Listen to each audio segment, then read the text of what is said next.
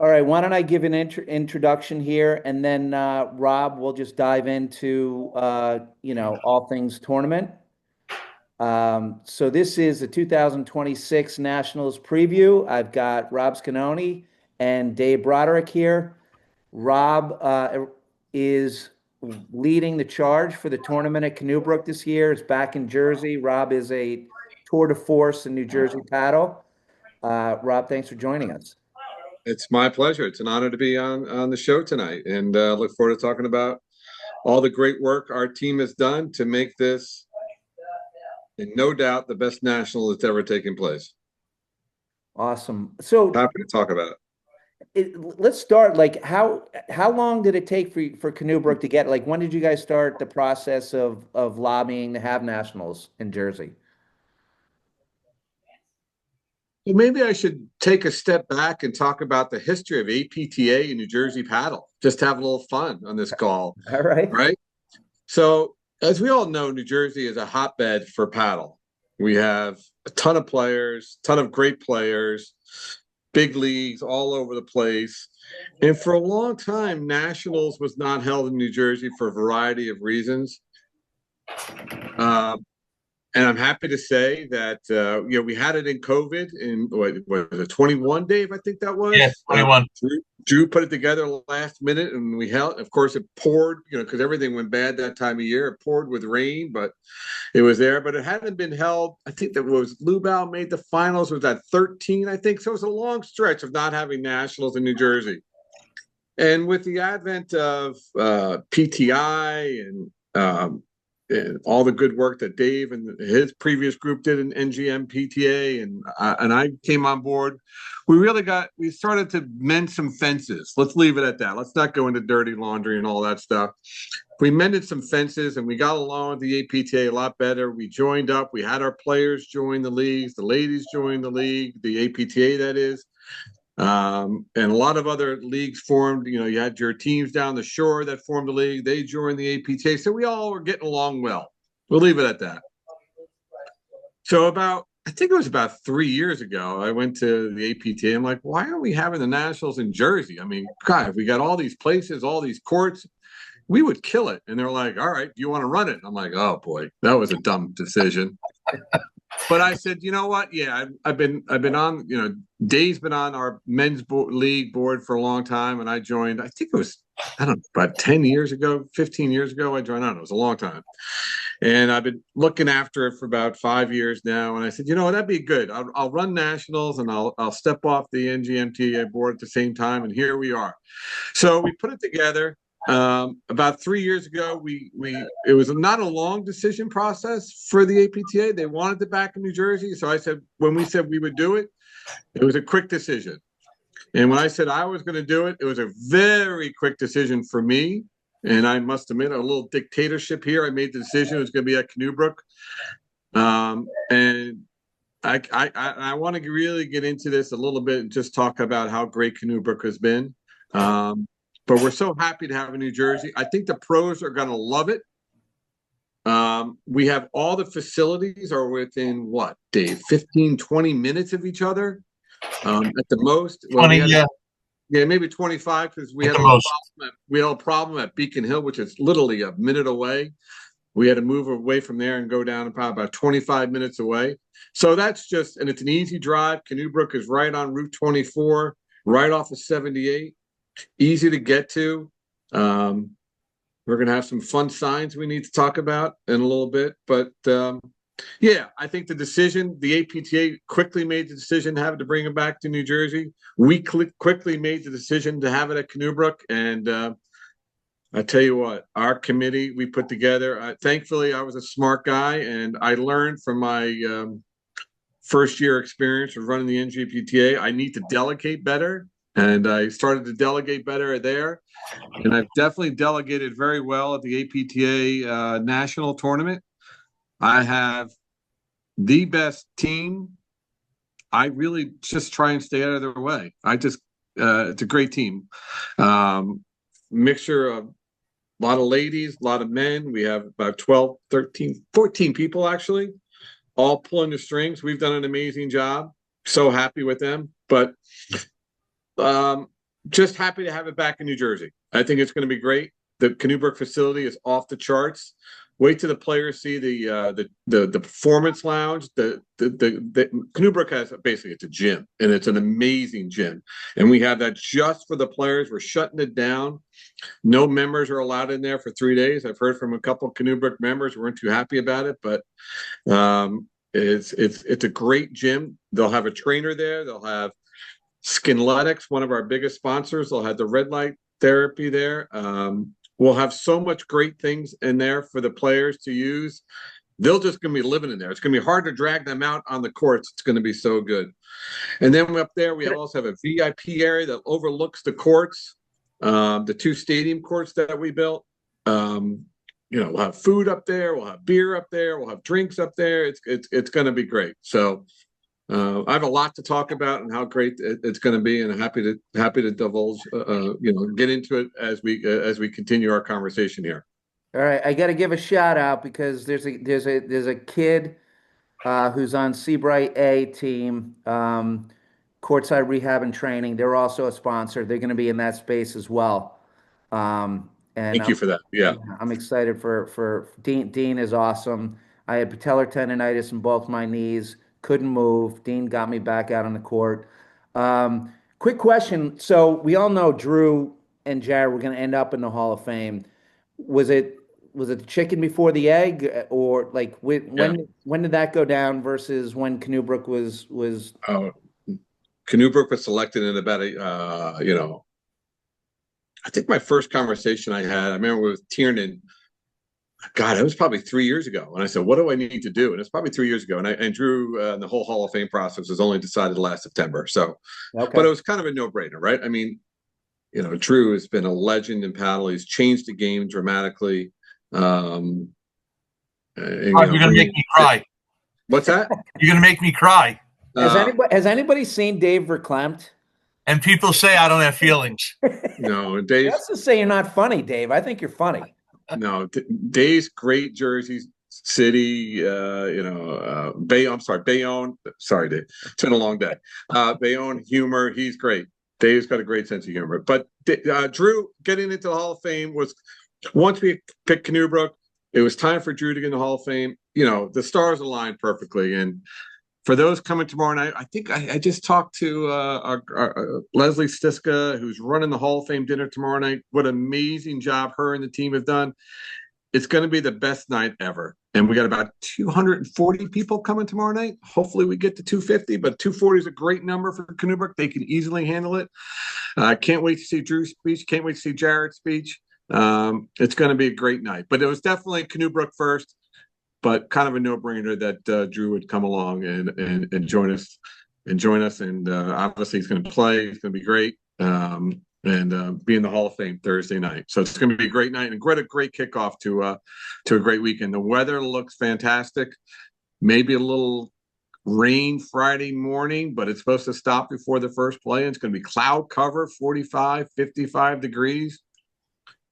Can I start talking about all the stuff we got going on, Shawnee? I'm sorry. I know I'm sorry. No, let's go. The other thing, if you guys don't mind, if I want to just jump in and add what Rob said about, the APTA and the Hall of Fame.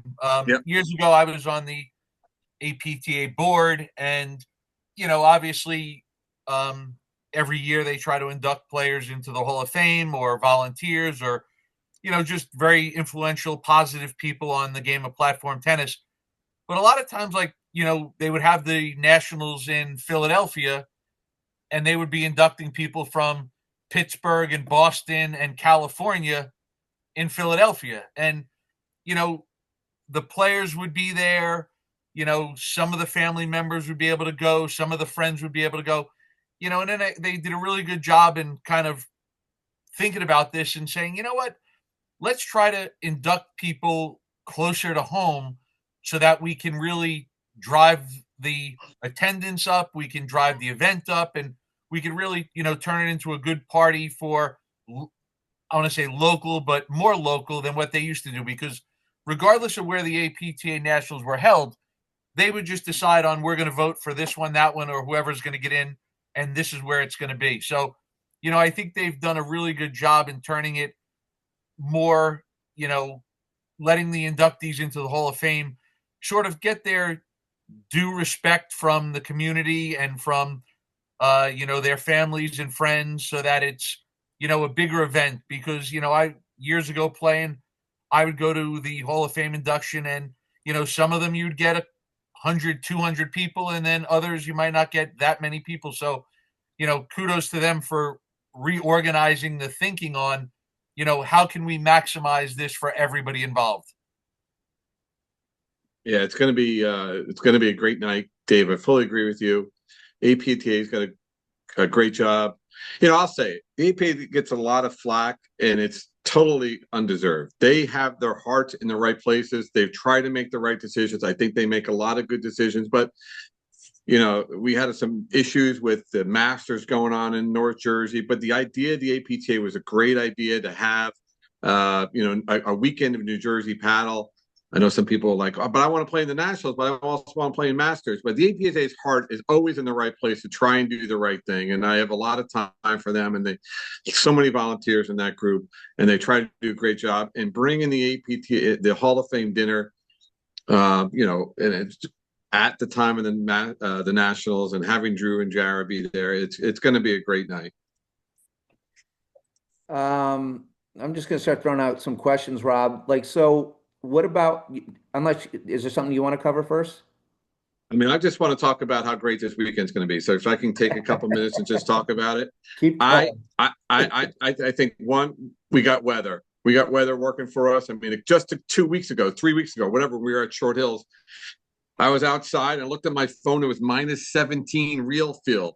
I mean, it was ridiculous. You couldn't stay outside. I don't know how the players were playing. It was such amazing paddle. But we're going to be 45 on Friday, 50, 60 on Saturday. It's going to be epic. So we got the weather for us. We have let me just try and walk through the facilities there. We have this huge tent. I knew it was going to be a huge tent. I saw it today. It's unbelievable tent. We're going to have multiple 85-inch TVs going in there. We have a full bar in there. We have chairs in there. We have vendors in there. We have these great banners talking about previous champions. We got our sponsors banners up there. It's just a great area to hang out in. It might be a little chilly on Friday. You can hang out in there. It's going to be warm. It's going to be heated. It's going to be great. And then you walk over. We have 2 stadium courts we built that are just fantastic. They're over by the pool area at Canoe Brook. We got a full bar there. We have a special VIP area that's going to be fully tented. Unfortunately, we couldn't get it heated. It's a damn fire inspector. But it's going to be fine up there. It's going to be warm enough. Then we have 2 other platforms that can look over the courts. And by the way, did I mention we're going to have free beer all weekend? All weekend. No one's going to buy a beer all weekend. No one is going to buy a food truck unless we really go through, because I have a budget, but I can't imagine us going through the budget. We have free food all weekend. Cocktails will be heavily subsidized. We got some great sponsors, Peerless Beverage, who gave us the ability. They're a great beer distributor, alcohol distributor, I should say, in the North Jersey area. Peerless is able to give us the beer, and we're able to offer that. Of course, they had to send us money, then we had to buy the beer, New Jersey law, but they were able to do a great job, and we were able to offer free beer.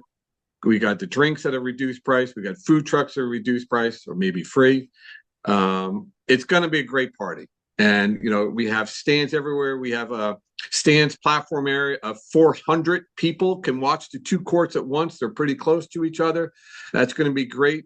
Did I mention we have free beer all weekend? And then we have the 6. Then we have the 6 courts over the normal 6 courts over at Canoe Brook. We have stands going all the way down by if people are familiar with Canoe Brook. We took down the trees. We took down the nets, the windscreens. I'm sorry. Over on the right-hand side there, so there's tons of stands there. Obviously, you can stand in between the courts. So plenty of viewing is going to be taking place. And then in between the 6 courts and the 2 stadium courts, we have the food truck. So it's going to be a big party all weekend. And if you're in New Jersey, if you're in Connecticut, if you're in Philadelphia, Pennsylvania, whatever, please stop by. We want more the merrier, and hope we have a great time. Well, the last 2 Nationals have been pretty cold. Philly was Very cold. was very cold, so I'm super excited about that. How about bathroom facilities? They were very good at Philly last year. They had the those like, you know, Sean, you should be on our committee. We're in about stuff like bathrooms, but they had great job in Philly last year, and we stole their idea. We had the same type of setup, same not the same company, but the same thing. And this year, and it's right in the middle of everything. It's pretty easy to get to. Yeah, bathroom facilities are great. We have, I just got to say, and hopefully this comes out correctly.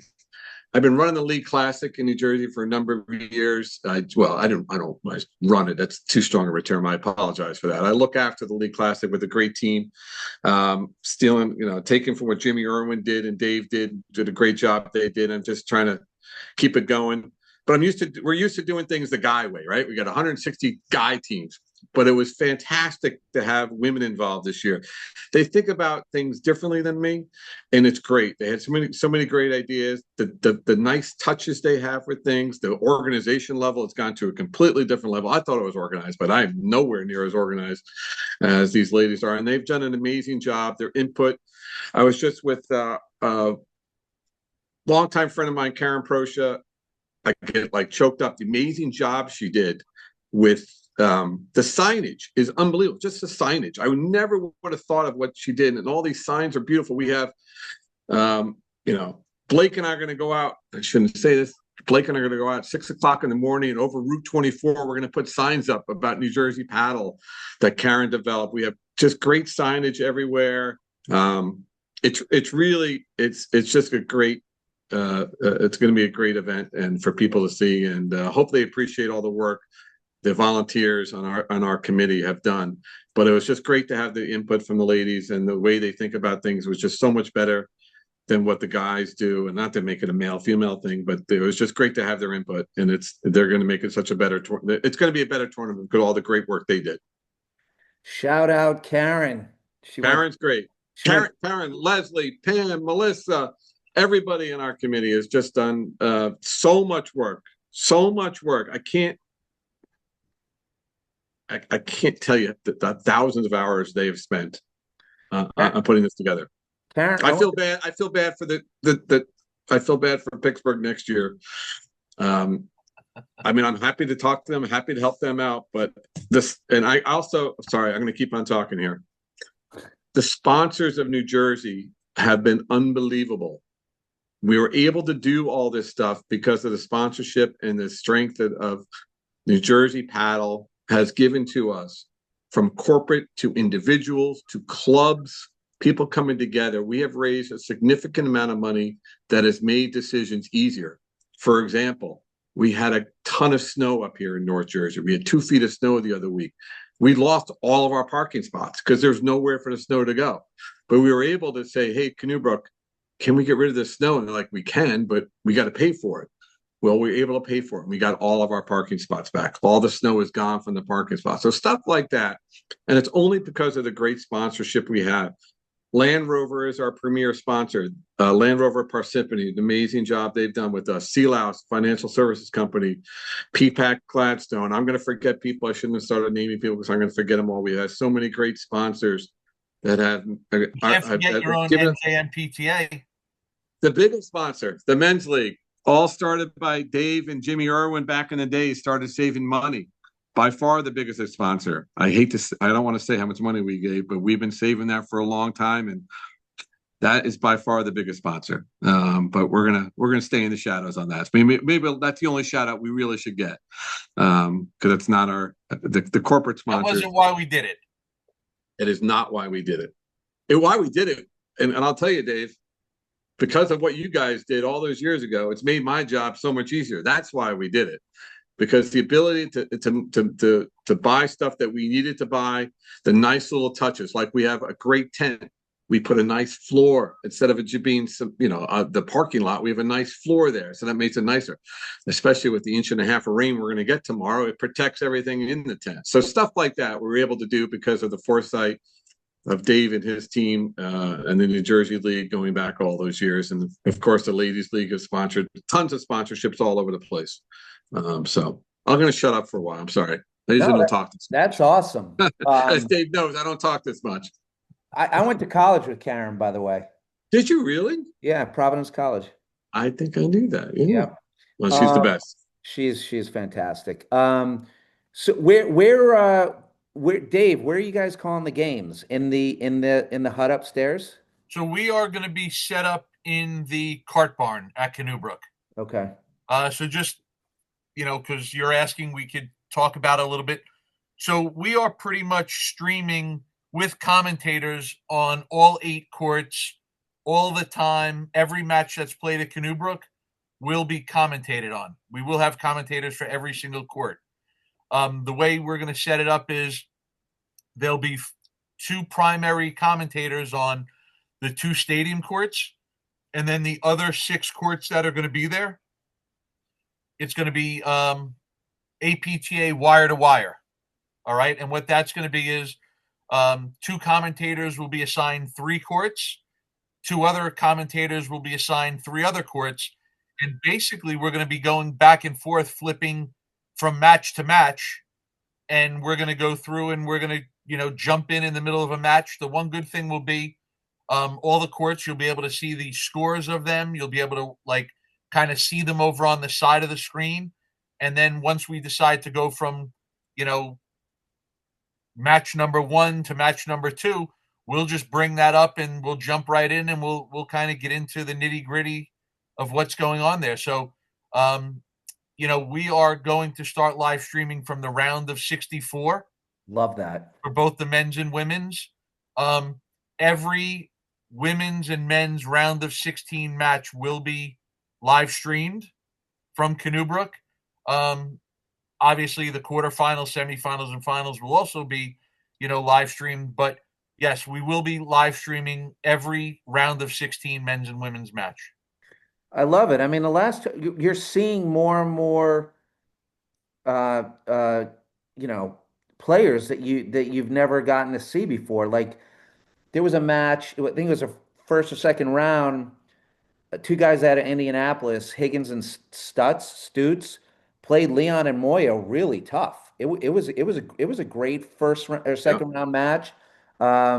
You had Burish and Erdoya play Powers and what Wenikoski. Do you know that guy, Dave? When Max No, Wenikoski. I've seen his name, but I've never called a match of his. No. And it got a little spicy because they were calling they kept on Sven and Mick kept on calling a foot fault on Powers, and it was all there on live broadcast. But um, it's amazing. How about the Challenger final? Will that be live streamed by any chance? Yeah, absolutely. Absolutely.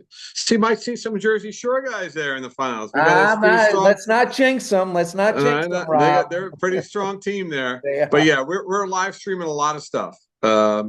Amazing job that all the respective companies are doing, and pretty happy to have a lot of live stream. But yes, the Challenger draw.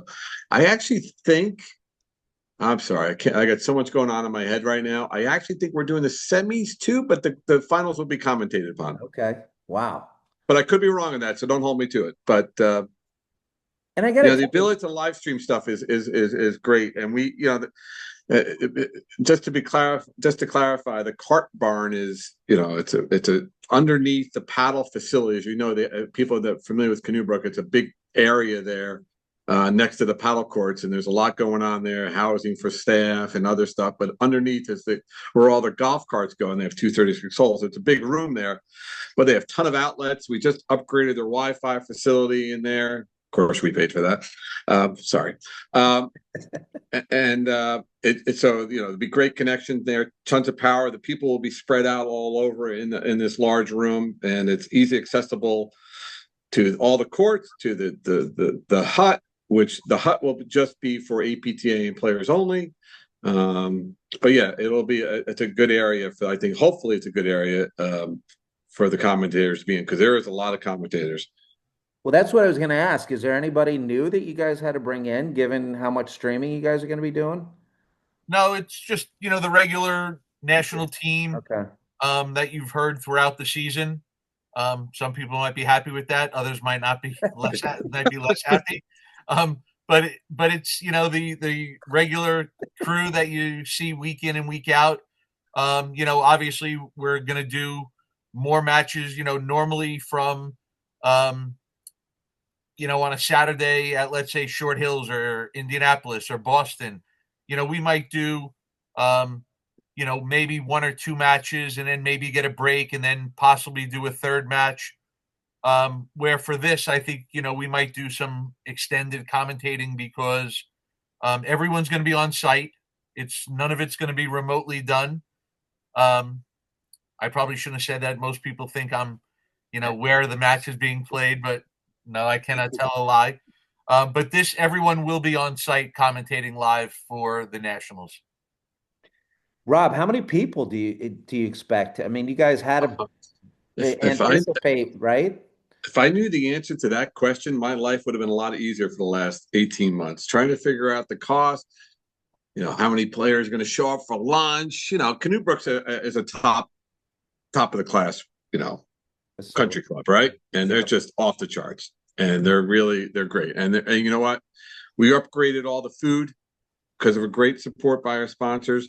I would love to have known the numbers of how many people do we have beer, how many kegs should we have gotten. I got 40 kegs of beer for this weekend, so hopefully that's enough for everybody. That's it? But, I think you need to up that. I know, I'm sort of panicking about that, but it's all based on your question, Sean. It's all based on how many people do we think is going to show up.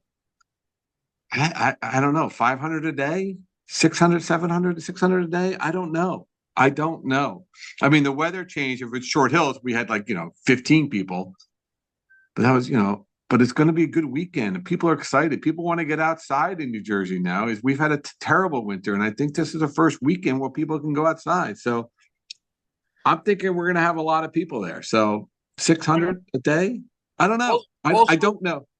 Rob, I think also if you use the, League Classic Monday night as sort of a little bit of a gauge. I mean, we usually get a couple hundred people for that on a Monday night. Yeah, we get 200 on a Monday night for that. It's in mid-December, and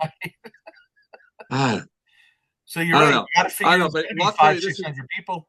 Yeah, I mean, luckily, it's great to have Canoe Brook. Like, if we run out of beer on Friday, what can we do? I'm like, we got plenty of beer. We'll get some more beer and all that stuff. So, I wish I knew the answer to that question. Trying to figure that out would have been, gosh, it's been fun trying to figure that stuff out and cost estimates and food truck estimates. And so I'm thinking 500 a day, but it's such a big spread out area. I don't think we'll ever know the exact number of what's happened. But what we did is try and create a party atmosphere, right? It's about the players. It's about creating our national champion, find who's the best team. But it's also about having a good time. So on Friday night, we have the round of 16 going at 4, 5, 6 o'clock, all at the same time. So we're going to have 8 matches of the men all go at the same time, 8 matches of women all go at the same time, and create that party atmosphere for people to be able to walk around and see just some amazing paddle. And then Saturday night, we're doing the semis all at the same time. 5 o'clock, I think it is. Yeah. 5 o'clock is 5 o'clock. Yeah. Sorry, my head is spinning. So 5 o'clock. So try and create that party atmosphere, and then have a little party afterwards Saturday night. And then the Sunday, we'll go right into the finals. Right now, we have TBD as our time for the finals. And why is that? Well, we want to make sure we don't have any issues with the sun, the way the courts are aligned, because the sun's always an issue. So we've created some flexibility to ourselves. If it's cloudy, we know what time there will be. If it's sunny, we know it might be a little later. We don't want anyone to have any issues. We want everyone to be on the main courts, the stadium courts. And, we're going to create some flexibility for us with the players. We'll decide before the semis on Saturday what time the finals will take place. But we're giving ourselves the flexibility to make sure we maximize fan attendance, but also make sure we're sympathetic to the players and don't have them playing in the sun. But based on the weather forecast, I don't think that'll be an issue. But I think it's a great thing. The APTA recommended us to give us that flexibility, and that's what we're going to do. Well, I think the final in Philly got moved from one court to another because, Semifinals, the ladies. Yeah. yeah, thank you. Yep. Yeah. And it probably best match of all time. Right? Semifinal ladies match. I mean, it was amazing match. We had people standing on the courts. I mean, great job to the Philly people for that whole thing. I remember spending a lot of time last weekend there and going, holy crap, how are we going to match this? And if we can come as equal to what Philly did last year, I think we'll do better. Hopefully we'll do better. But they did such an amazing job last year, and I felt bad for the cold weather that came through on that Saturday night. I loved their idea, the Saturday night event, and I would have done the same thing, but it was just so cold. And fortunately, we won't have that problem. But great job by Philly last year. Leonard dragged his wife out for the end of the McNerney Morgan match. I was Still there. married? Still married? God bless her. I got to tell you, like, I mean, that was cold. it was freaking freezing. I don't know. And I got a van. I got a van. The first Down by pickup the is river? Saturday morning. Yeah, down by the river. First pickup is Harrigan's Saturday morning, and then Val's and Rumson. I got 14 guys coming up. Alice. Wow. Yeah. I haven't heard that name in a long time. As an RBC guy, There I you told go. you that. I Yeah, know. yeah. I know that area. Val's. Wow. That's a good day right there. Sean, who's going to be at Harrigan's? Good stuff. Cliffy Clark So and Luke Tosick? That's exactly who. Luke, Pete, and Cliffy and Jack Fay, and then they're making their way up to Val's and picking up us. That's awesome. Yeah. That is awesome. Let's go to Val's right now. I can't wait for this weekend. I know you guys want to talk about the players. It's not my specialty to talk about the players. I'm looking out for the Blake Martin team to do well. They have a second round match. Guess who's coming in hot? Oh, Here he is. He must be. He must have. Did I just mentioned your name for the first time? That's kind of weird. The kid's in bed now, Blake? Finally. Now my nationals training starts. Getting ready for your second round match, or if you win your first round. First round. I play things 1 point at a time. Yeah, shut up. Who is your first round? I'm not sure I picked you guys. Opacic and Martinetti. Ooh. Good players. Yeah, very good player. All right. Let's talk about your first round match. I didn't mean to insult them at all by looking at your second round match. But listen, I don't think there's anywhere in this draw you can hide. No. Just sorry to do this and embarrass Blake, but just a shout out to Blake. He's co-chair. Always a guy I rely on very easily.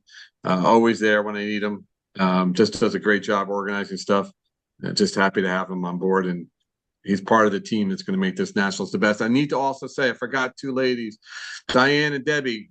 Diane has handled our 100, I think about 125 volunteers. So shout out to New Jersey. 140? I think so. Okay.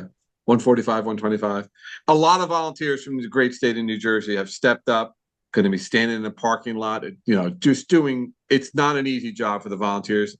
Not an easy job organizing. Great job by Diane. Debbie has organized all the food trucks. Just an amazing job. So great stuff by our team. Blake, do you think 40 kegs is really enough?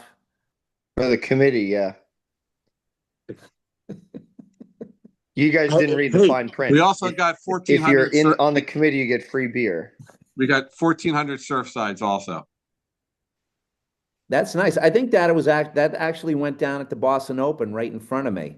Yep. Exactly. That's what started it. Yep. That's what started the conversation. How well they went over at the Boston Open. Again, an unfortunate, great tournament, great event, unbelievable job by the people up there. But another ridiculously cold weekend. So brutal. Yeah. Listen, we're going to get our first real look at if 40 kegs are enough on Friday night. Yeah. Yeah. So we have time Friday night, Blake. So we got to make sure we stay on top of that. Talking to Albert. Albert, the GM at Canoe Brook, unbelievable shout out to him. He's retiring shortly from Canoe Brook, I think in 6 months. Amazing job him and his team do. Kimberly, Chris, an amazing job they do. Rock stars, absolute rock stars. Yep. So the setup at Canoe Brook, because I played at Team Nationals a couple of years ago, and guys were it was like the New Jersey League Classic. They weren't as rowdy, but with the way the courts are set up, everyone's right on top of the courts. Is that encouraged here? Yes. New Jersey, deal with it. So we obviously added some more bleachers and whatnot, and then the 2 stadium courts. But yeah, I mean, we want the action to be right up front near the courts. Can you handle it?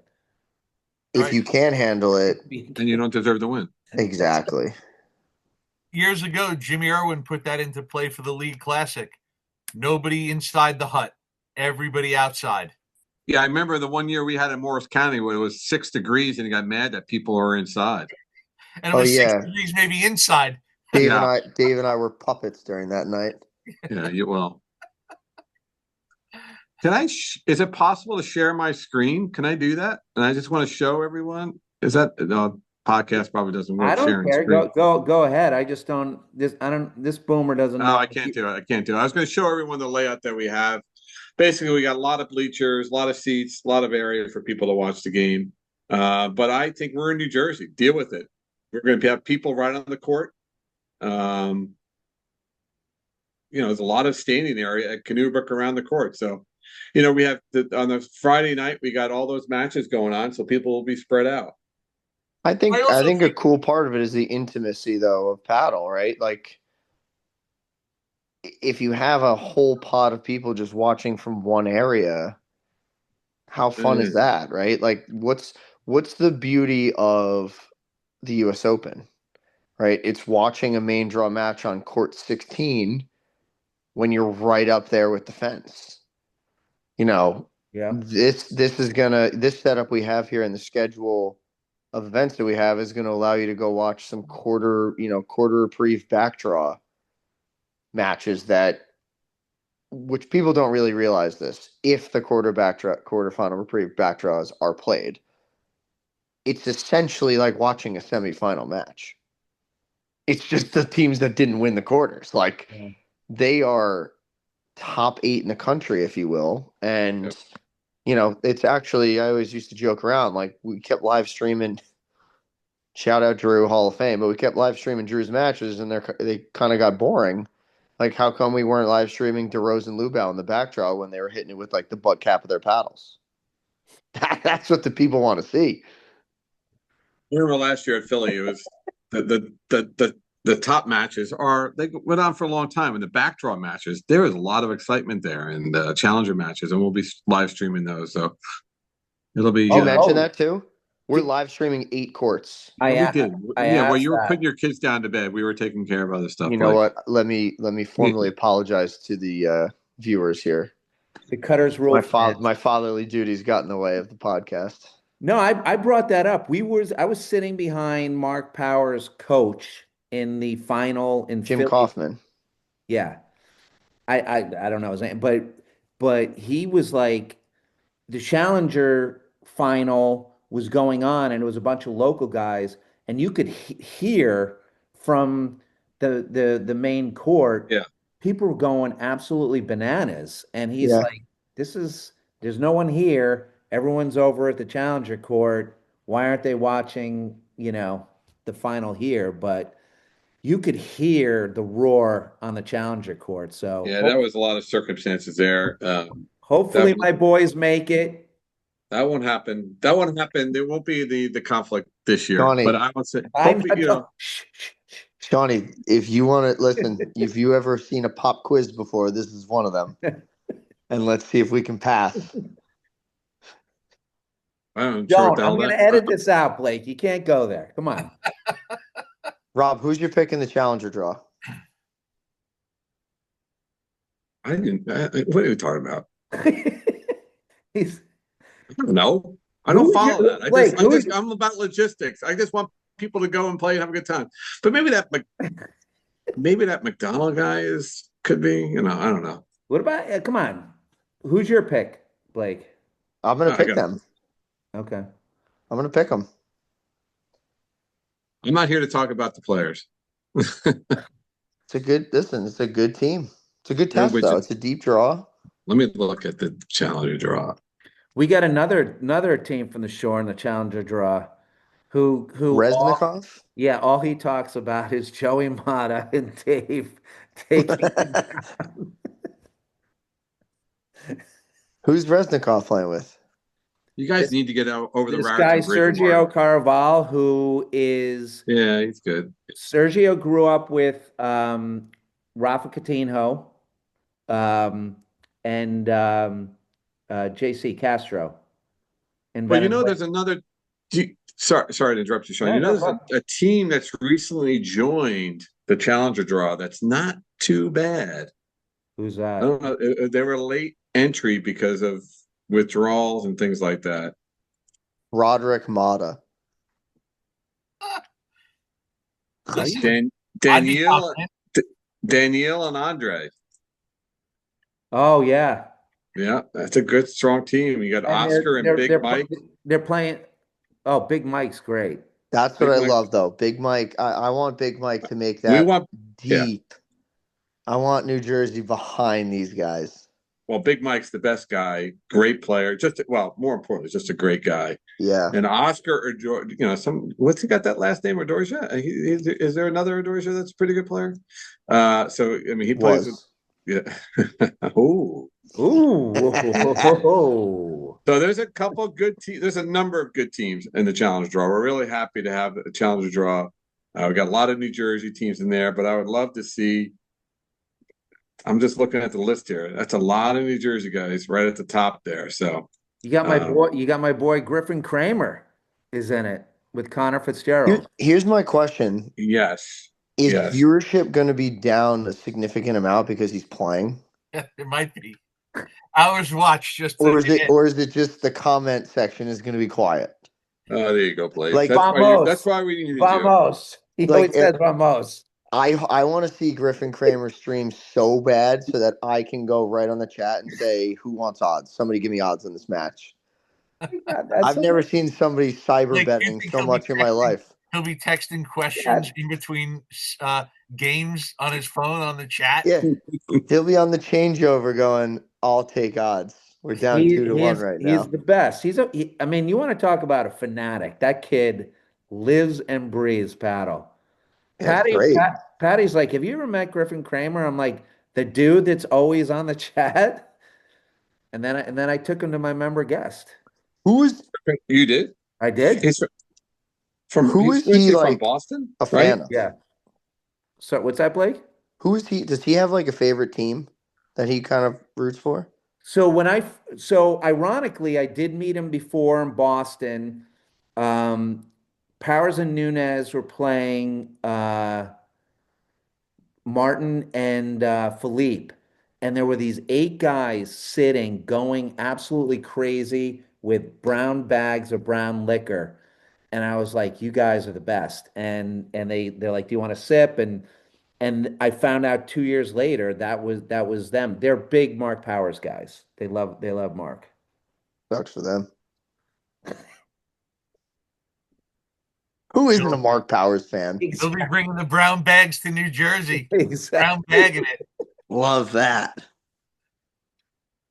Yeah, they're better. I'm a big Mark we Powers don't need brown fan. bags in New Jersey. Is that actually? Hey, Dave, I need your input on this. I asked Blake earlier today. You know, one of the great things we do at the League Classic and that you guys started back in the day was the whole Woodford carrying around. I haven't talked to Canoe Brook about that. What do you think about that? I mean, we got the bar already. We got multiple bars. We got beer everywhere. We got Surfside. Do we need to bring in the Woodford a little bit? I don't know. I don't know. I don't think it's the right call. I think I'm against it. Yeah, I don't think it might not be the atmosphere for that. I agree. I don't think it's the atmosphere. We can walk around and people swing it out of the big Woodford bottles. So we will be, after all, we will be at the Canoe Brook Country Club. I know. I mean, it's there.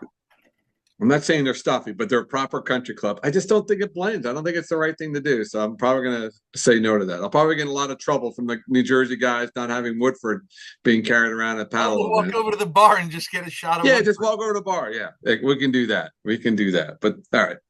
I'm worried about pacing. You just saw New Jersey decision making take place. By the way, people out there.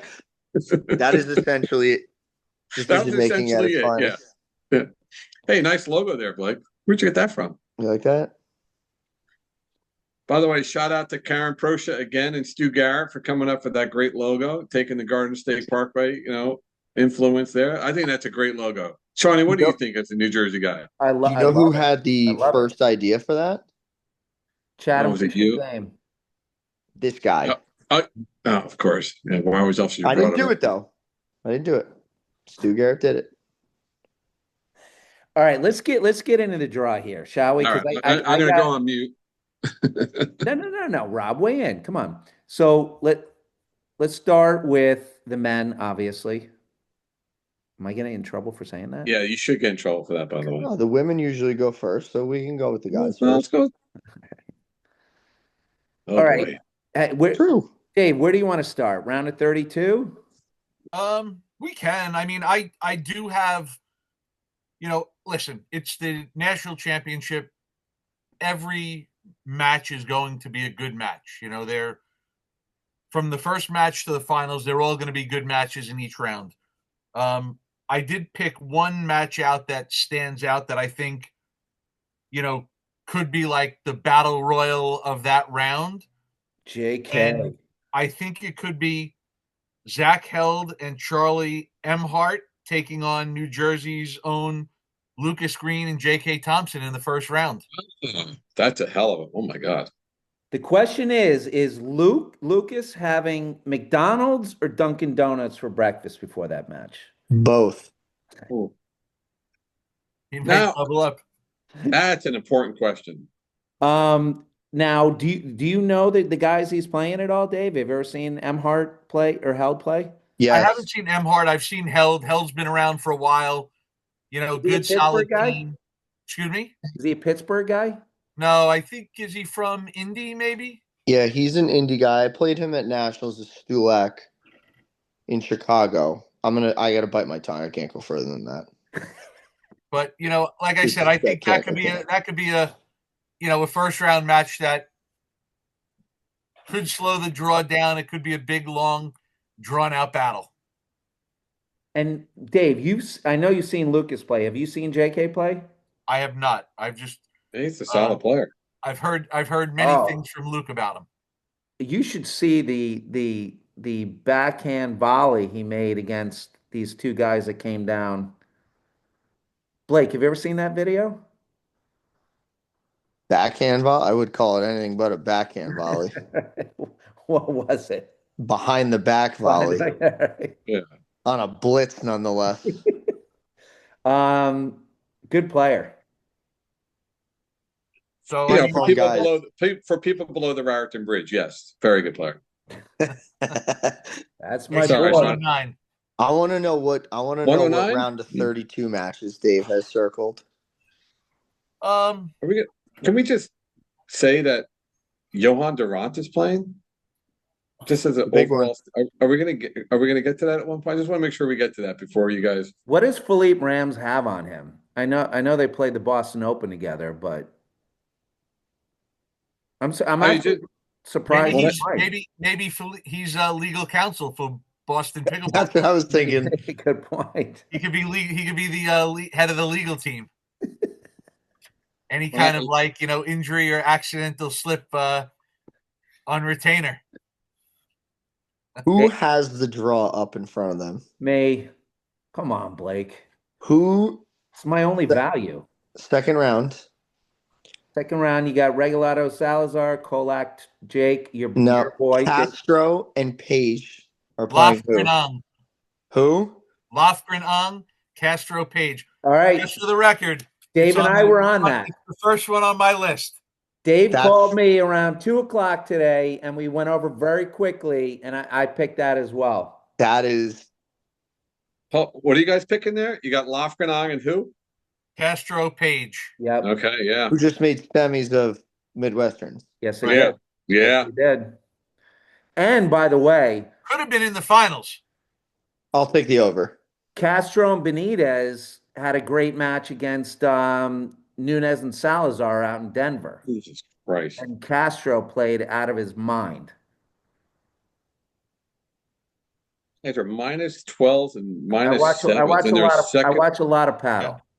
The other round of 32 that I find that could be interesting is Baxter, Mandel, and Nieto and Quintana.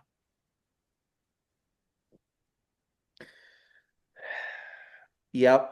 I think that could be an interesting matchup. Fun match to watch. Now I got to bring it up.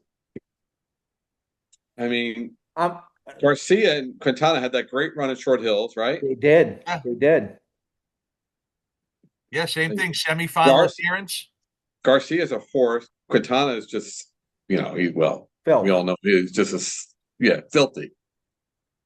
Phil. A little shout out to my guy Trevor Spacklin there from Congressional back in the day. Met him about 20 years ago. Good guy. Real good guy, Trevor Spacklin. Yeah, he's a really good guy. So a little shout out to him. Cutter's real fan. How about Sven and Vlad? Tin and Tommy. Which Tin and Tommy are you getting? But I'm actually picking Sven. I think Sven is he obviously hasn't been playing a lot in tournaments, I assume because his wife is now taking a bigger role. I think Sven is freaking nasty. Well, the other thing is they have that one kid syndrome where they have one kid and they can't do anything because they have one kid. Once they need another kid, then they'll realize they can do a lot of other stuff. So Sven and Vlad had match points against Enrique and Milos at Short Hills in the first round. Really? In the second set, up 5-3 and lost the second in a tiebreaker and then lost the third. Yeah, that caught my eye, but I think here's what I'll say one thing too. Nationals is totally different. Totally different. Like these matchups look good. Most of the time, these guys who have played most of the year or are seated higher make it to where they should go. Yeah. It's just what history would say. Like I remember talking to Mark Powers actually about this, and he was talking about how Short Hills they had lost a tight one, and he was like, we're not trying to do random things, but we're trying to figure some stuff out for nationals. And next thing you know, he played the same team in nationals in the round of 16 and obliterated them. So it's a whole nother animal of the mental lockdown these guys have when they play. Once you get to nationals, there is no next week. It's lose and go home. There's no, well, we were working on stuff. Okay, yeah, we played pretty well. We're going to clean it up for next week. There is no next week. This is it. So, for these guys, they're leaving it all out there. They've been practicing all year for this week. They know that, this weekend is it. There's no next week. There's next year, but there's no next week. That's how I've been thinking about it since the fall. That's it. What, the people that are playing? That's been my mentality. I've been gearing up from October 1st till this day, getting my body in shape. Well, Blake, we've been working on the committee for 2 years. What are you talking about? Oh, you're talking about you're playing. My body in shape. Listen, circles of shape. But like I said, I looked at that match. I think it's going to be a good match. I do think from when I first saw them, probably last year, I think Tin and Tommy became sort of regulars on the live stream to the World of Paddle. And I think that they are entertaining. They've come a long way, and I think they're really starting to hit their stride. Well, I think the match they played last year against you and Martin Blake last year was just off the charts. I mean, that was the highlight of the tournament last year. And it was, for me, it was just an amazing match, and that should have been streamed. So we're glad we can do that this year. But that's when I first saw them play, and I'm like, holy cow, these guys are not only crazy good, and great guys on the court. They were entertaining. Who's that? Tin and Tommy? Yeah. I saw them lose in Aronimink in the second round. It was a rough one. Well, when they're hitting balls at each other at Short Hills, I thought that was great. Right. Anyway, that's great stuff. I mean, come on. We gotta have some fun in this. That just goes to show you how much time that those two have spent together. Yeah. Neither one of them thought anything about it. No, that was fantastic. It flies in the face of what Blake is saying, and I totally agree with him in terms of nationals is different. But I'm telling you, I saw Higgins and Stutz play Leon and Moyo, and they were giving them fits. I actually think they might upset Hansen and Alex in that second round if they get there.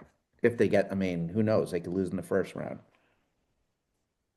But yeah, I mean, look, I think that the chances, it's hard. I mean, I want to say that for all the years I've been involved with platform tennis, this year there's probably been more upsets earlier on than there has been for many years. 100%. If you were to look back, 5, 10, 15, 20 years ago, the top 16 seeds got to the round of 16. The top 8 seeds got to the quarters. The top 4, the top 2, and usually the first seed won it. And, you're now, because you're starting to see the depth in the men's and women's games where, on a given day, and again, you only have to catch lightning in a bottle once. And if you beat them on that day, if you just come in hot, because look, at the end of the day, all the players are all really, they're all great. They're all great players. And if they just have that one little bit of extra part of their game kicking that day or firing on all cylinders, a lot of these guys, anybody can beat anyone on a given day. So before we get to the round of 16, are the top 4 going to make the semis? Are the top 4? Yeah, top 4 seeds going to make the semis this year. Before we even get to the round of 16, yes or no? Top 4 seeds going to get through. This could be a good segment into the round of 16. I'm going to say no. Me too. I'm going no. Who do you got? Well, talking about the top 4 seeds making it to the finals or to the semifinals, you have McNerney Morgan taking on Quintana Garcia Netta. Rematch. And it's a rematch from Short Hills. Yep. And now, even if they win that, who do they have in the quarters? I did not look to see who their quarter was against. I have it up. Durant and Rams.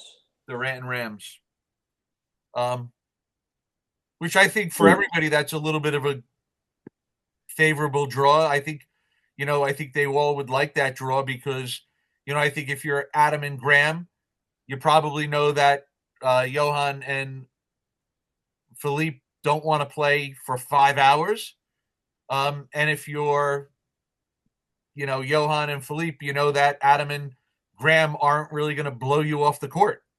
So I think they're going to give them opportunities with the styles of play. So, I think if you're either team, you might have, you may be happy with that, the way that draw turned out. The GOAT is the GOAT, but I was there in Philly where McNerney Morgan just blew Johan and Steven off the court. I think it was 2-1. Yeah. Yeah. So who do you think, Sean, who do you think's not going to make it? McNerney Morgan. I got a different one. I think Burris and Erdoya are going to take out Tin and Tommy. Yeah. Okay. I can tell you this, if that is a match at, 12 o'clock, 1 o'clock 11 o'clock on Saturday, there's going to be a lot of people rooting for one team there. Yeah.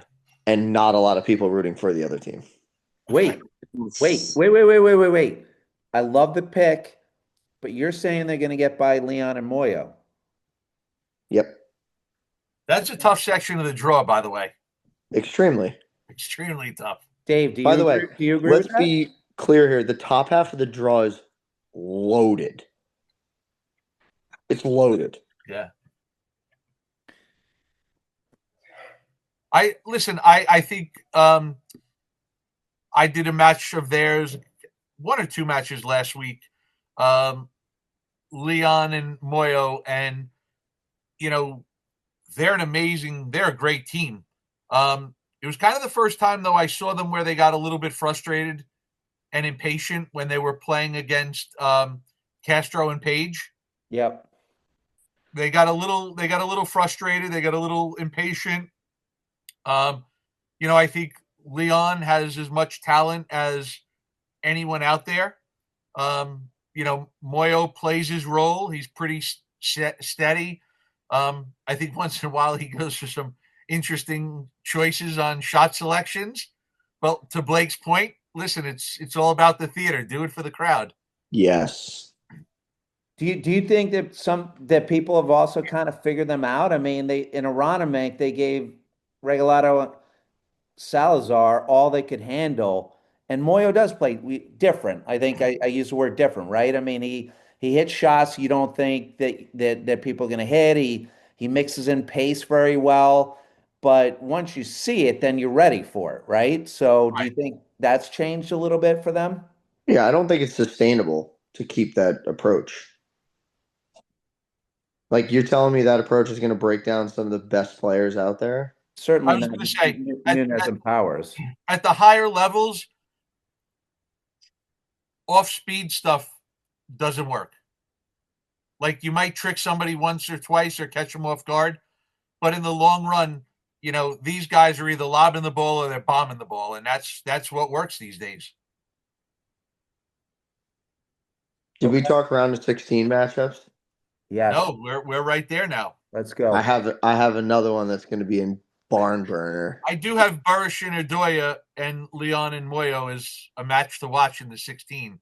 That's By gonna the be way, unbelievable. that's a 16. The 16's on Friday night for anybody watching right now. Like that's going to be the best paddle of the weekend. Yeah. The best Friday night's part gonna be is sick. Mrs. Leonard is gone until Monday. That's the best part. No, the best part of it, you got free beer. And free beer. And Well, a party Rob, bus. I kind of expected that, regardless Oh, of whether it's really? free or not. Yeah, maybe. You should have talked to me 2 months ago when I thought I was going to be. I don't know where the money was coming from, but thank God we got it all. Ready? Yeah, the round of 16 match, Leon Muir, Burros, and Odorja Here's is the going other to be. one. Hey, Blake, that's got to be. I mean, we got to talk about who's going on the stadium court too, right? I mean, that's got to be one I right don't there. think that's our decision. I think that's an APTA call. Ah, for freak's sakes. I can tell you what. How's this? I'll tell you one match that's going on. Broderick Christian, Pardo DeAndre, and Dabbich. That's my third round of 16 match to watch. Wow, that's a great match. Who you picking, Dave? Only one guy's wearing a fucking green jacket. Yeah, baby.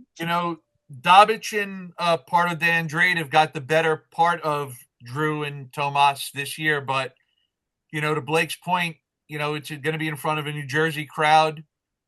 Drew's been there before. I think this could be the one where Broderick and Christian take them down. Little birdie told me that Tomas Christian may have tuned up those guys over the last 10 days. In a separate tournament or something. I was there. I watched it. It wasn't Navasink, though. No? That's what I heard. Little birdie. All right. I could be lying, but a little birdie told me. I think Tomas is one of the most underrated players on the just what he does everything super He's not solid. flashy. Yeah, I know, but that's right. That's exactly, yeah. I mean, all these other guys, heavy shots, heavy spin. He's all around. The one thing I was having a conversation, Sean, you and I may have been with you or someone else, and I said, what people don't understand when you look at like a Tomas is that he basically is two different paddle players on tour. And what I mean by that is, when he plays with Drew, he's kind of under house arrest as to what he's allowed to do. He kind of has his role. He has his orders. He has his, here are the guidelines. Here are the rules. We need to stick to it. And he does it very well. And then he goes and plays a tournament without Drew. And now he goes over on the left-hand side, Yeah. And it's like he gets to go buck wild. And, he gets to do whatever he wants to do. So, you have to give him a lot of credit because, like I said, he's almost like two different paddle players in the same season, depending on who he's playing. And he is. I think he has a lot of talent at the net, at the baseline. I say it all the time where, sometimes I'd like to see when he plays with Drew, maybe going for more cut overheads or hitting some more forehands and backhands. And again, that whip hurts when you get hit with it, though. What? I said that whip hurts when you get hit with it. Those daggers from the eyes, it's painful. I've seen that. I've seen Drew just turn and stare. And I'm like, I feel bad for whoever that is. But hey, I gotta tell you, I asked because I know Lucas Green got to play with Drew. And I said to him, I'm like, how was it playing with him? Were you under house arrest? And he's like, he was awesome. He actually told me to drive more. Now that's a specific shot, right? That's not, but he loved playing with Drew. So yeah, like I said, I think Tomas is super talented, and like I said, sometimes for him I don't know if maybe mid matches, sometimes he gets caught up in not remembering who he's playing with, and he slips a little. But yeah, no, he deserves a lot of credit because, like I said, it can't be easy to play one style one week and then change styles and play a different style the following week. Who's everyone's pick to win it then? No. If we're gonna jump from 8 to 4. Let's not jump to the winner. Blake's got a full weekend ahead of him. He's starting to prepare for bed. I know, and you're probably on the court I think all day. but I think if we make And he just went out. You got to be kidding me. Yeah, that's good. That's good. He was starting to fall asleep there. Is He that was his tired. wife? Do you think Ariana did that? She pulled the plug. She's way too nice to do that. Who knows what she sees in him? I mean, I'll be honest, I'm going to sort of cop out with my pick and say that if you just based on analytics, I think you have to pick Regalado Salazar. Yeah. Go where? To the semis you're talking about? To win the whole thing. Oh, are we jumping there? Well, yeah. Yeah. They're kind of the easy pick. They've played super solid this year. Have they lost together as a team this year? No, but if you remember, Dave, I did bring up early in the podcast this year that who did Regalado? McNerney Morgan only got a chance to win because I'm pretty sure Guy and Mark took out Regalado and Salazar last year. Correct. Right? Yep. So, and it'd be a rematch of Boston, right? But I think Jose and Alvy are 2 years into paddle since then, right? I just say, how about these poor guys, Tin and Tommy? Like, again, if they make it, they got to play Regalado Salazar again. They seem to play them every tournament they're in. They play them in the semi. They do. They do. I want to make sure Blake's not trying to get in. Maybe is he a big Irish goodbye guy? Hold on. His time may have expired. Maybe he went out of juice. Just a comment on the draw. I sat through the draw meeting just as a listener, and it was pretty. The way we do the League Classic, it's the best night of the year. We have a lot of fun. We do things very, in a fun way. Try to set up fun matches, and the APTA is very structured, very diligent. Of this goes here, this goes here. So it's also at the end of the day, it's very random the way that they let this, the algorithm just crank it out based on these certain parameters they set. So, Tim and Tommy playing Alvey in the semis, it's just purely coincidental the way they do it. It's very random. So it's kind of boring the way they do it, but it's the right way to do it for this type of event. I like the way we do the League Classic a lot better. It's a lot more fun. But Tin and Tommy are saying shake up those ping pong balls in the hat. Yeah, no shit. Yeah, get that algorithm changed a little bit. Yeah, give me a but chance. There's hardly any flexibility or moving things after they run it. We don't want people from the same club or this playing each other. But there's Blake back. But yeah, it's very very structured. No, but what I'm saying is there's no games being played. Bad battery. That's what I thought it was. Either that Did or you run Ariana power? took care of you. You know what you need, Blake? You know what you need.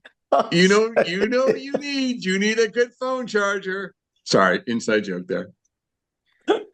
So we were Blake. You prompted us. We moved to the final. Now I'm in trouble. I brought up the fact that the finals would have been different last year. McNerney Morgan lost to Regalado and Salazar in just about every Grand Prix last year, but Jose, not Guy and Mark took out Jose and Alvey, and so McNerney Morgan, if it, if they hadn't played them, it might have been a different final, it might have been a different champion. So who's everyone picking? Semifinals or finals or to win it? What are we talking about? To win it. Win it.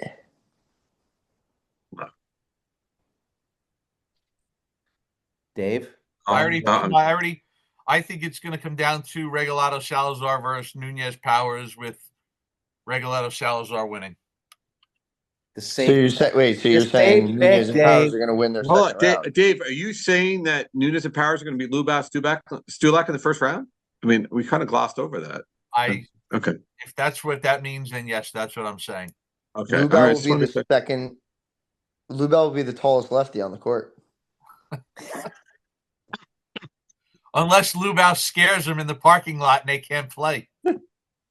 All good. It's good to have Lubau and Stulak playing together. Hall of Famer, and obviously last time proper nationals has played, Lubau was in the finals, so good to have them playing together. Blake, what's your pick? I think Regalado Salazar are going to win. Yeah. I think here's the question. Is it Regalado Salazar versus the field this year? Is that the bet? I think it kind of. I think it is based on results. I think it is. So at the beginning of the year, it might have been Guy Moore. They asked, are Regalado and Salazar going to win 5 Grand Prix and a national championship? And I immediately said no. And I'm eating my shorts over that one. I gotta tell you, I'm picking Guy. I just think Guy is going to turn it up when the lights are on and be the difference. And Mark's obviously already been there. Right. I think Mark Powers is one of the scariest people at nationals.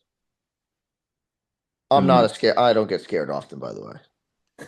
Well, except from John Lubau when he hides in your car. Yeah. He's like the one again. If you've hung around Mark Powers and gone out with him, President's Cup, and like he's such a fun guy, and then all of a sudden see him like play at that level, lock in, and then hear him say, "Oh no, when Nationals comes around, we'll really lock in." Yeah, it's kind of like, what the hell have you been doing the last 6 months? Like, what? So you can never count him out. Yeah. I just think Guy is a guy that likes the stage, and being in that championship match, even though they lost last year, is a different deal. He plays with Jose. He's friends with Alvey and Jose. We all watch what happened in Boston. I think we're going to see a different guy than you've seen throughout the year. I will say this. I am glad that the draw came out where Regalado and Salazar were not playing McNerney Morgan or Nunez and Powers in the semi, because pretty much the entire year they've played Tin and Tommy in the semi, which is unfortunate for Tin and Tommy. Dave said that when you were out. But it was kind of like they played over and over and over and over. And I mean, listen, they are an extremely, I mean, they're the most deserving team of a national in the draw. Here's the question. Playing Tin and Tommy in the semis, can they beat them for the 9th time in the year? Yes. I think the question is, will they start the match down 4-0, 5-0, 4-1, 5-1, and come back and win? Or are we going to really turn our game faces on and From the do beginning. this? Right. Yeah, but that was in minus 10-degree weather in Boston, right? No. It happened at least 3 tournaments this year. A couple times Really? where they were up big. They were down in the first set 4-1, 3-love. Like, it's crazy. They may have been down 5-love in one. One of the tournaments, Tin and Tommy may have been up 5-love. Yeah. And I can tell you, none of the matches went 3 sets.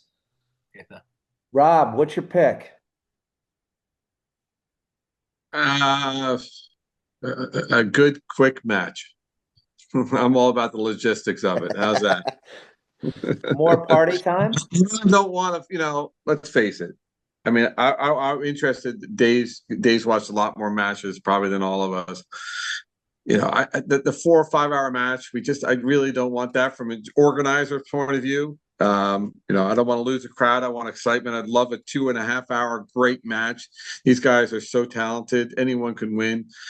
I mean, Salazar and Regalado to me are the best team, but you never know what's going to happen. That's why, that's why you play it, see what happens. But there's so many great teams. I just want a good, fun match. I was just looking at, as I've done about 1,000 times last week, looking at the weather forecast. It's getting better. I don't see any rain on Sunday now. I just want a great event. My job is to organize and bring everyone there. What happens on the court, I can't control. But so you're saying there's a chance? There's a chance that you will win your first round match. Yes. Okay. Because you practiced all day today putting staples into snowboards. Blake's job today was to put up all the snowboard things, and people who haven't done that before will we're going to outsource it next year. That job sucks. But it's really good for our sponsors. But Blake and his great assistant John Russo were fantastic today in doing that. I got out of there as quickly as possible when I saw how much work it was. So it's going to be 60 degrees on Sunday.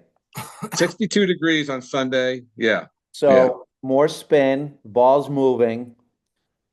Does that come into play at all for you guys in Regalado Salazar versus Nunez and Powers? No. And I'll tell you this. Here's one thing that most people don't know is when you put temporary courts in, typically the screens are a little tighter. I think that just means that you're going to see more transition. And there's one team that's better than everybody in the country at that. You and Martin? TBD, we don't know. Yeah. It could be. Well, if that's the case, I surprise myself. Yeah. And Dave, we know the way McNerney Morgan play. What Regalado and Salazar, their matches are probably longer than average too, right? I mean, not McNerney Morgan range, but longer than normal, right? Unless they're just beating up somebody. Yeah, I mean, they're pretty methodical the way they play. I think you have a couple different ways when you look at some of the teams, the way they play now. Regalado Salazar still go for the big shots when they're available.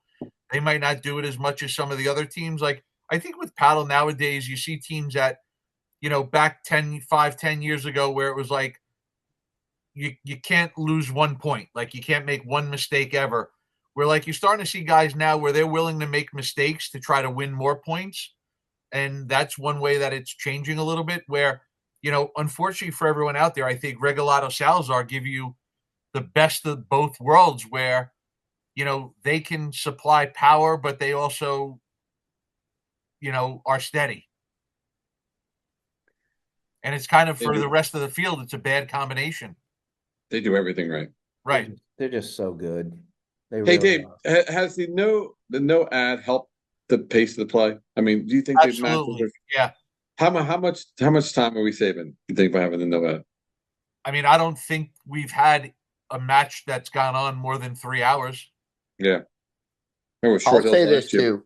I think indirectly the NOAD has created more excitement because you start to see the game points, set points, break points, set points. Like it's a different mentality.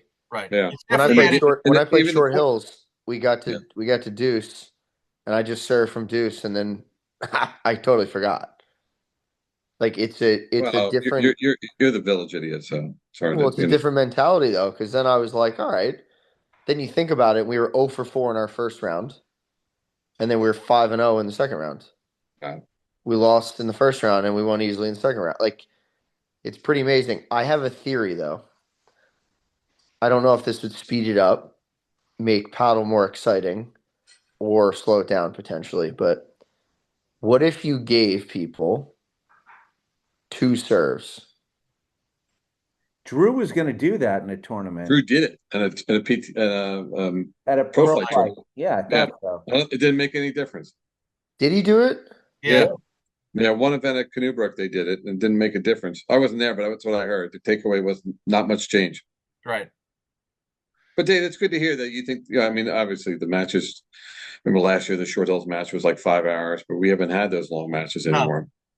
I'm wondering what is so with the court director. I know you have all these stats, but Mm. the server obviously gets to choose. There were, who he is the whole percentage different on that no ad point versus all the other points.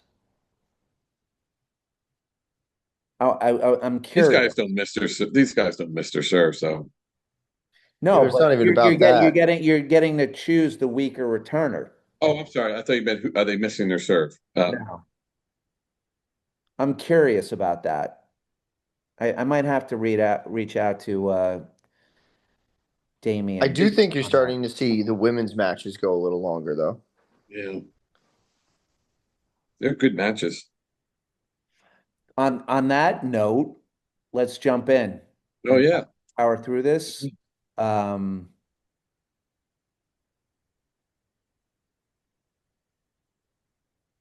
Dave, any Um, I think the women really kind of the parity isn't as much as the men. I think one round of 64 we might want to, keep an eye on is Round of 64. round of 64. Rochester Rita Kladstrup and Lisa White taking on Sasha Lebedeva and Daniela Medvedeva. Yep. Sorry for botching those names, but that could be a tight first round match to keep an eye on. Do you know White and Kladstrup? Rochester Rita. How do you know? All right, great. Dave, how do you Husband know Rich is that? great guy, great people. Okay. White, Okay. White is a big. She's been asking for a sweatshirt. I played her husband in the Montclair Open, PTI division, obviously, PTI division. But that could be the only 64 that sticks out. Okay. You got basically 225s playing each other. Okay. All right. That's an interesting call there, Dave. There must be some other reason. We need to find out why that was brought up. No, just because when you look at it, I think a There lot of had the to other be one. matches are going to be pretty There has to be, one-sided. Blake, there's something going on there. No. There has to be one. And that, hold on, Hey, Dave. first. Your girl Buchan is she giving up her DJ career? She's back in the paddle circuit. I don't know. I don't know. I thought she was going to be DJing at the Nationals, not playing. That's right. It's going to be too late to say this, but we are short one team in the ladies right now. So hopefully something changes overnight. What's the reason? We had a couple teams on the wait list, and Somebody got hurt this somebody got Tuesday hurt. playing They jumped in, States and in they the got rain. yeah. It's unfortunate. So out of the gate, Gabby and Redesno as an 11 seed. That's Bingo. That's the talking point. right. That is, I mean, they're gonna end up playing Ellie and Anna in the semis. I think there's two round of 16 matches that are conversational. It's that one, and it's uh, Georgie and Lexi Bohr and Carrie and Lauren.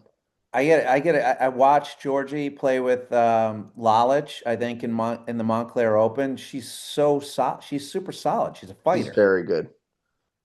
And Um, Lexi Bohr is, young up and coming. yep. So Better Yep. every those time she plays. those are the Lexi. two round of 16 matches to circle. Yep. The only one that I would add to that is Nube Towsend versus Sullivan and Saric. Totally. Newbay is a lefty, and Cammy has spin. She hits cutters. She has spin. She's got a big forehand. That's another one that I mean, obviously, Gussie and Mila have had a great win in Boston, but Cammy and Michelle are right there. If you look down a little bit further, quarterfinals, one match that I thought stood out was Curtis and Mihaljevic against Elliott and Lalich. Yes. That's a quarter, That's a right? great match. Yeah, yeah. Good All right, call Yeah. on that. who you picking in that, Dave? Uh, that's a tough one. It is.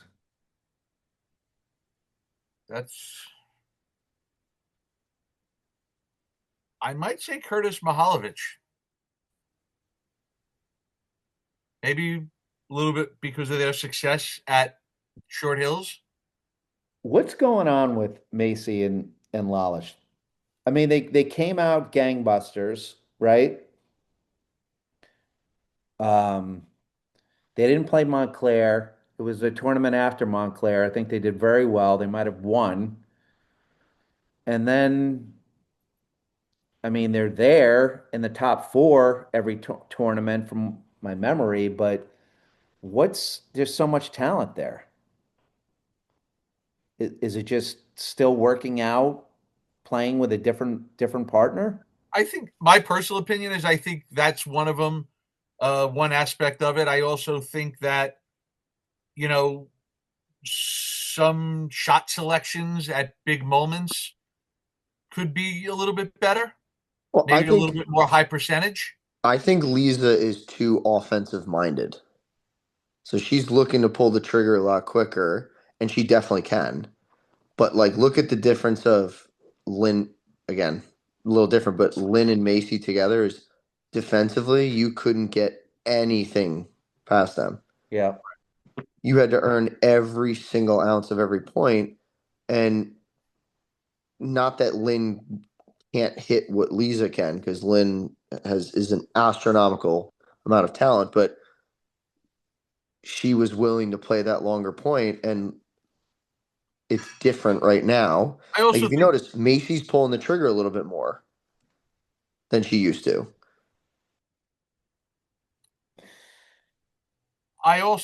to add to Blake's point, I think with Lisa being kind of more offensive minded than defensive minded, I think sometimes she kind of walks a fine line with her margin for error. I kind of felt when they started out, Macy was, and I don't want to use the word deferring, but she was letting Lalich be the offense a little bit. And Well, then I think it's kind of smart. I mean, Lalich does have major 100%, offense off both wings. totally. But then I think it was maybe Indianapolis. There was a match I saw, and it was super tight in the second set, and Macy just came alive like I hadn't seen her play with Lalich, and it made a difference. She just started driving more, started becoming a little bit more offensive. And again, you know better than I do, Dave, like just the whole partnership dynamics of it, right? Who's going to do what and when, and and that takes time, right? Yeah, I mean, and to jump right into it and expect to be, at the highest level of the game right away is tough, and maybe that adds a little bit of pressure as well because Macy's had a lot of success throughout her career. Um, I mean, I think they're going to be right there in the mix in the conversation of winning the whole tournament. But like I said, I think one thing is just that um, when they get some of the opportunities, I find watching them, they sometimes you know, there's a fine line between, again, going for too much and playing aggressive. Yep. Okay, so in the round of let's who's advancing to the four? Let's start at the bottom. Is it Hallbauer, Zabori, or Gabby and Redesno? Again, first round match for Hallbauer and Zarora. They got to get by our friend Karen Prosha in the first round there. And our good friend Kate McGinty. So I hope Kate and Karen are ready because I hope so too. Ellie brings the pace, and I know. Anna's a magician. Yeah, they're great. But just want to give another shout out to Karen. I can't do that enough. I saw that. I looked that up today, Rob. I was like, my God, that's yeah. But I mean, that's such a great team, those two. It's hard to see them not getting to the semis. I mean, yeah, again, I think Nicolescu and Redesno are going to get to the quarterfinals. I do think Zabori and Hallbauer will advance in a tough 3-set match, in a tight 3-set match. That's a great match.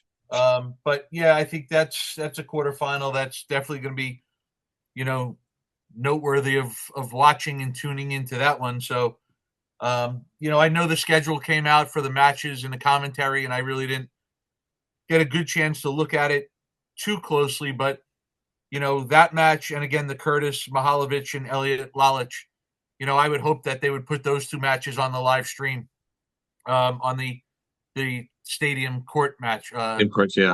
Yeah. Because I think those two for the women's quarters. Those are going to be two good quarterfinal matches. Yep.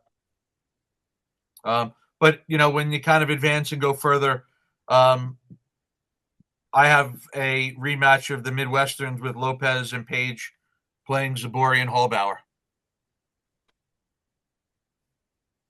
And you hate to pick the 1 and 2 seeds to get to the finals, but it makes sense. Yeah, I mean, there's just been some teams this year that have kind of separated themselves from everybody else. Yeah, I agree. So Dave, let's dive into that because we know that they just played, right? And they're similar in some ways in that both teams have offense, right? Lopez and Page love to drive, but their defense, I mean, would you say that those girls had the best defense of They do. Their speed and their ability to grind points out, it makes them tough to beat. They do play really good defense. So what do you think Ellie and Anna need to do to reverse what happened the last time they played? I think for Anna and Ellie, I think one of the big things is that they got in trouble when they started hitting the ball from side to side on the court when they were at the net, and they created opportunities for Paige and Lopez, and Paige and Lopez did a good job of taking advantage of it. Obviously they are great lobbing on their own, driving on their own to set themselves up, but I felt like Zabori and Hallbauer just maybe contributed to that a little bit by hitting some shots that I think the placement of them should have been a little bit better. And then again, from the baseline, I think Hallbauer I think she has the most offense in the women's game off her forehand and her backhand. Again, I would just like to see her maybe give herself a little bit more margin for error. I think from watching her the couple times that off the ground from the baseline. I think she misses some shots wide down the line more than she probably should. What about too much pace? I think sometimes on her overhead she can give too much pace, but from the baseline, I don't think she. I think it's more of shot placement more than it is power. And when you were saying going side to side for the club player, that's more just pick and stick rather than switching sides Right. on the overhead. Instead of going from one side to the other, because again, I think from watching and live and commentating on the match, they created opportunities for Paige and Lopez by shifting the ball side to side and creating openings, which ultimately led to them creating seams for them to get the ball through. I think I was watching a match, and I think you were doing it. I don't know if it was that match, but the question came up: are they better at net or at on the baseline when it comes to B and Taya? Was that your match that? I think so. I mean, I think obviously they're great at both sides of both areas of the court, but I would say they would probably agree that their baseline game may be a little bit stronger than their net game. And what would you say for the opposite side, Anna and Ellie? I think Anna and Ellie, I think they might be a better net team. The only thing I would caution is, in their scheme, they like to get Anna hitting more of the overhead, so they like getting her on the left side of the court. Yep. The one thing I caution is having Ellie, sometimes she drifts back into Zabori when, she's hitting her overheads. And that's where I think they sometimes get in trouble with switching that ball back and forth. So, I mean, if I'm Zabori Hallbauer, I'd like to see Ellie, kind of stay tucked up to the net a little bit, maybe stay on a little bit more of a straight line if she has to go back for overheads. And, I mean, Zabori might have the best overhead in women's paddle, kind of let her do her thing. They call it man spinning. Yeah, no, she can do it all with the overhead. Yeah. No, I mean, so I'm going to make a prediction. I think the next person that's going to have her type of spin on the women's game for overheads, Mila Saric. She's already spinning it in ways that nobody else is, and she's a lefty. Right. So who are you picking? I think Lopez and Page are going to win it. Blake texted me, and I'll read it. Wait, how can his battery run out for his phone, but he can text? Worst phone charger in America. Yeah, you have to wonder if it's Ariana that's pulling the plug on this, right? That's it. Enough's enough. There's no question about that. Give me B and Taya to hoist a trophy. Regalado and B on top of the world, New Jersey's finest. Awesome. There you go. Is that who you're picking, Rob? I like the New Jersey connection. I mean, they're all great players. Be hard to imagine them all not winning. It really would be amazing if Alvy and B hoisted it up. I guess I'm just going to be a contrarian for being the sake of contrarian. I mean, I do think that B and Taya's defense, and that's what wins paddle, right? Not the glam or the glitz. Right. Is by far and away the best, sort of like Alvy and Jose, right? The best lockdown defense in paddle. I do, I don't know. I think that if Ellie and Anna play their best, I think they win. So I'm gonna pick them. All right. Listen, I think they can win. And when you sit and you look at this, it's like, with my picks in whether it's around the 64 match or a final match, I'm just kind of doing it based off of previous matchups, statistics, styles of play. In no way, shape, or form do I root for one team over other teams. And, a lot of the times when I do the predictions or make picks who I think are going to win, like, you know what? I would love to see the other team win. And, shows that they're improving, they're getting better, they're working on their game. So, it's fun and it's I enjoy doing it. And Let's face it, I joked last year that the match of the year was Blake and Martin playing Tommy, but the match of last year was a semifinal match with the ladies. Yeah. That was the best paddle match I've ever seen. And so we just want something like that. Great atmosphere, great play, and just so much fun to watch. And the ladies are just fun to watch now. There's no doubt about it. So can't wait for it to happen. Looking forward to a great weekend. I might like watching them better than the men sometimes. It's like 100%. There's no doubt about it, really. Yeah. I mean, the semifinals of the ladies, the men just don't miss. They're too good. Yeah. And to your point, Dave, like I've gotten DMs from people saying I favor I think it would be amazing for Ellie to win her first one. I think it would be fantastic for B and Taya to win. If Gussie and Mila or Jade and Matea made, I think it's great for the game. I'm not rooting. How about Nicolescu coming back and maybe picking up another one? Right. There you go. Or Drew. Great call. Drew. Oh boy. At his own club, the year he's being inducted. Could you imagine Drew in the semis or the finals, the crowd we would have? My God. That would be. Yeah. Jimmy Irwin would have him marching through the streets from Essex Fells to Summit. So shout out Bobby Post. Do you guys know Bobby Post at all? Sure, absolutely. Of course we do. Of course we do. I played Bobby in the member last week, and we were talking, and I had never heard of Jimmy Irwin. He's like, that. What? Yeah, I'm a noob. Patty called me a COVID baby. By the way, Dave, everyone's calling me a COVID baby down here now because that's when I started playing paddle. And Dave and Patty gave a shout out, but Bobby was like, Jimmy Irwin's the guy that you. He's the man. I shouted out. I gave him a couple shout outs earlier tonight. He's everything about New Jersey paddle. His attitude, his desire. What he did for the New Jersey paddle, the way he transformed it. Come on. It's a guy you need to have on the show. He's a great character too. Great guy. The best. Wow.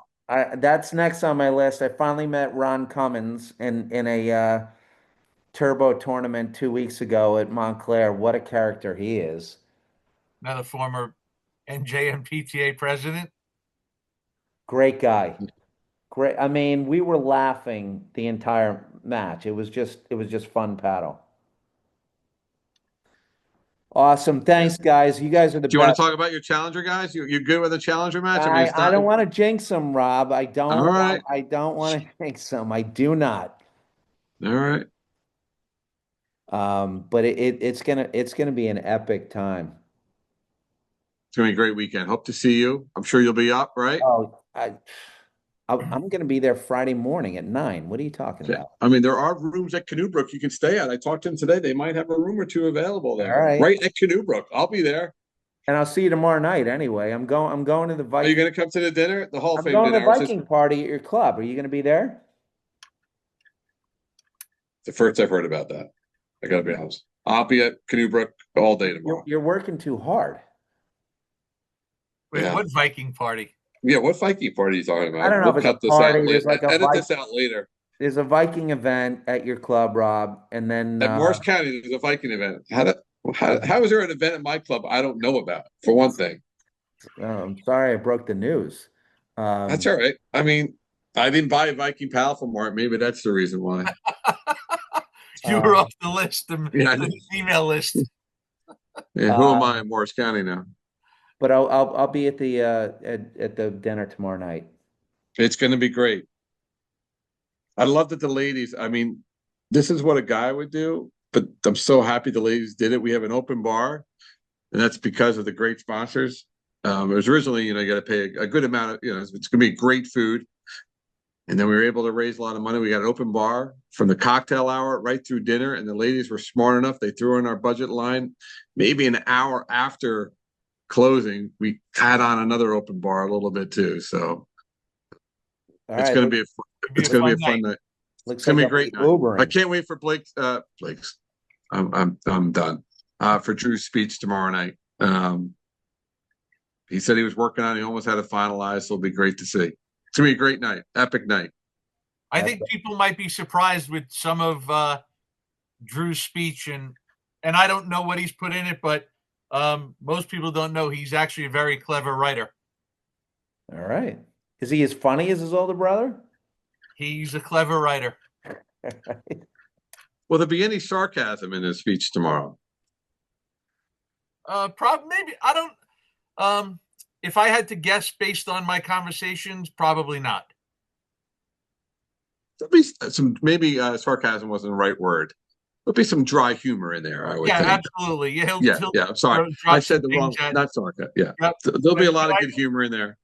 But I do have to say that ever since he's gotten the phone call, he's been very honored, and he's taken this very seriously since then. You gonna cry tomorrow? I might. Why not? Come on. That's what the Irish do. We fight, and then we cry, and then we make up, and then we fight again. That's what we do, right? Right, Dave? And that's what the open bar is for. That's exactly. Tell you, the food's going to be outstanding tomorrow. It's going to be great. The decorations are great. Look at me worrying about decorations, but it's going to be great. It's going to be great. Decorations. What are decorations? What I don't know. It's the flower table arrangements? What are you talking about, Rob? Right at the League Classic, we don't have an expense line. It's a whole other side of me. I had to think about this. Yeah, we don't have an expense line for that, but it's like our Woodford line, Instead of getting decorations, we get Woodford. I was going to say the decoration line. A bottle of Whitford on every table. Yeah. That's better than a flower, whatever arrangement, right? Absolutely. That's going to be a good turnout too. Happy to get around 250 people. That's pretty impressive. That's awesome. Yeah. All right, guys. Looking forward to it. Good fun tonight. Thank you so much. I appreciate you guys joining. Yep. Thank you for having us, Rob. You and the committee. Thank you for all the work you've done. Thank you, Rob. Make it a great event. I can't wait for it to happen and to be over.